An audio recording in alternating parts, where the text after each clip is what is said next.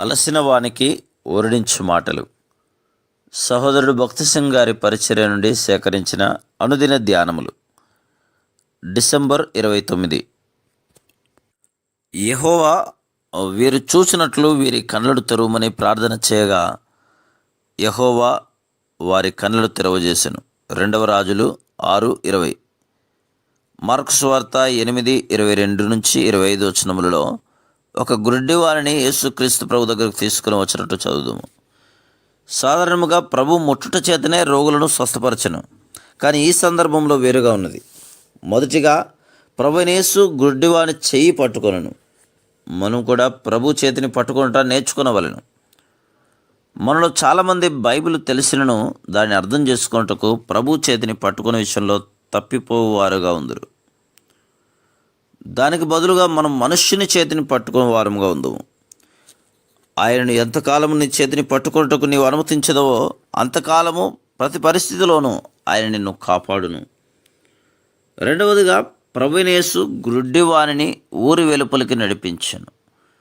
దీని ద్వారా మనము ఒక ఆత్మీయమైన పాఠమును నేర్చుకునవచ్చును. మనం ఆత్మీయమైన గుడ్డితనం నుండి స్వస్థపడవలనని ఎలా లోక సంబంధమైన స్నేహము సంబంధముల నుండి విడిపించబడిన నిమిత్తం ఆయన చే నడిపించబడటకు అనుమతించవలను. లోక సంబంధమైన స్నేహమును బట్టి ఎంతోమంది విశ్వాసులు ప్రభు పిల్లలతో కలిసి ఆరాధించుట్లో తప్పిపోచున్నారు. నీకు నష్టమును గుడ్డితనమును కలిగించు సంబంధం నుండి ఆయన నిన్ను విడిపించును. మూడవదిగా ప్రభువైన యేసు గుడ్డివాని కన్నుల మీద ఉమ్మివేసెను, అనగా ఆయన నిమిత్తం అట్టి నిందను భరించుటకు సిద్ధపడవలను. మనం ఆత్మీయముగా ఎదగవలననేలా నిందలను భరించుటకు సిద్ధపడవలను. మత్తయి సువార్త 10:24-25 వచనములు. 1 పేతురు 4:14. చాలామంది విశ్వాసులు నిందను భరించుటకు ఇష్టపడక ప్రభువుకు సాక్ష్యార్థముగా ఉండరు. అందువలనే వారు ఆత్మీయముగా గుడ్డివారై సంతోషమును పోగొట్టుకున్నదరు. ఎప్పుడైతే ప్రభు అతనిని ముట్టెనో అతనిలోనికి నూతన జీవం వచ్చింది. అతడు నూతన జీవం పొందినప్పటికీ ప్రభు తనను నడిపించటం మానలేదు. ప్రభువు నీకేమైనను కనబడుచున్నదా అని అడిగినప్పుడు మత్తయి సువార్త 8:23 అతడు అవును ప్రభువా, ఎంత అద్భుతము నాకు కనబడుచున్నది అని జవాబు ఇచ్చిండవచ్చును. కానీ అతనిని ప్రశ్నించక మునిపే అతని దృష్టిని గురించి ప్రభువుకు తెలియను.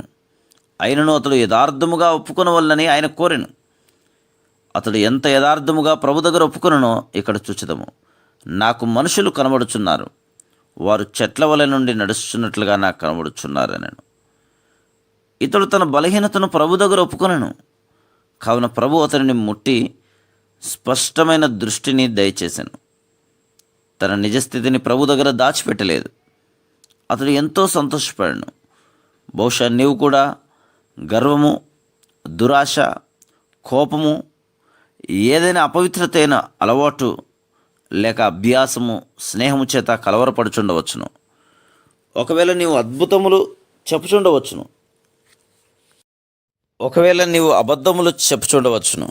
ఈ బలహీనతలను బట్టి నీ ఆత్మీయ నేత్రములు మందగిలినవి. నీ బలహీనతలను ఓటమిని ప్రభు దగ్గర ఒప్పుకునే విషయంలో నిర్లక్ష్యంగా ఉండకము. అందుచేతనే ప్రభువు నీవు అట్లు చేయుటకు వేచి ఉన్నాడు. పిమ్మట ఆయన నిన్ను ముట్టును. ఆయన ప్రేమగల, కృపగల, దయగల దేవుడు. ఆయన నిన్ను మరొకసారి ముట్టి నీకు పరిపూర్ణమైన ఆత్మీయమైన దృష్టిని సమకూర్చును. Praise the lord.